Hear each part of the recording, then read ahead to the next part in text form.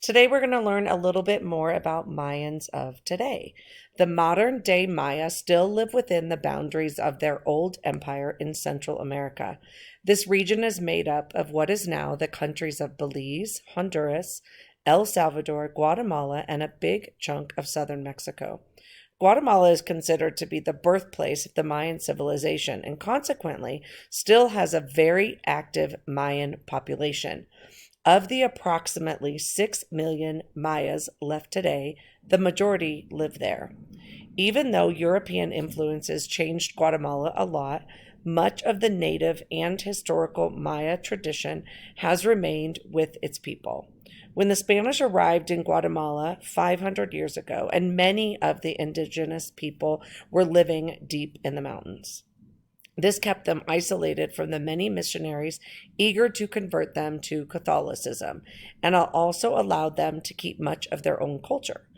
Even though the Spanish treated them poorly after invading and forced them to change many of their ways, the Mayans found a way to survive and keep some of their old traditions, even while adapting to new European ones.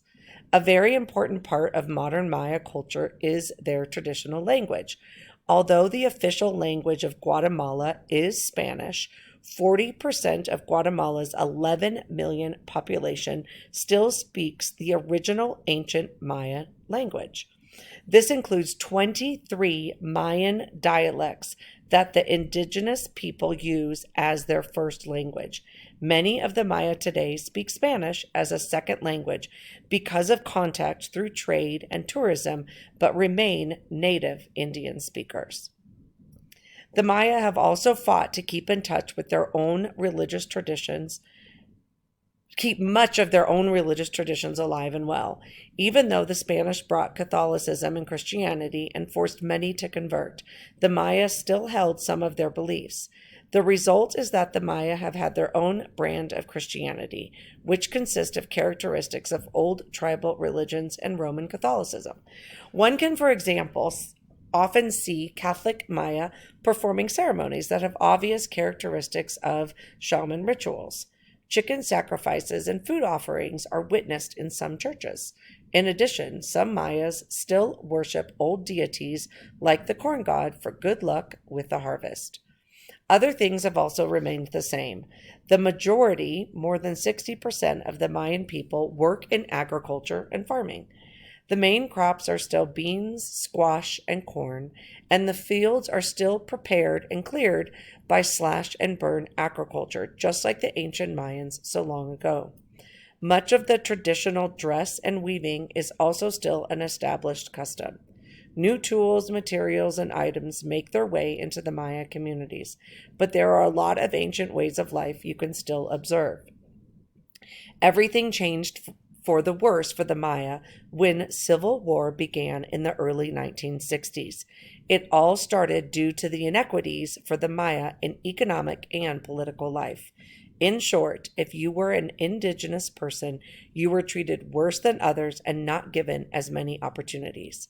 In the 1970s, the Maya began protesting against the government, demanding greater equality and inclusion of the Mayan language and culture in modern Guatemalan culture.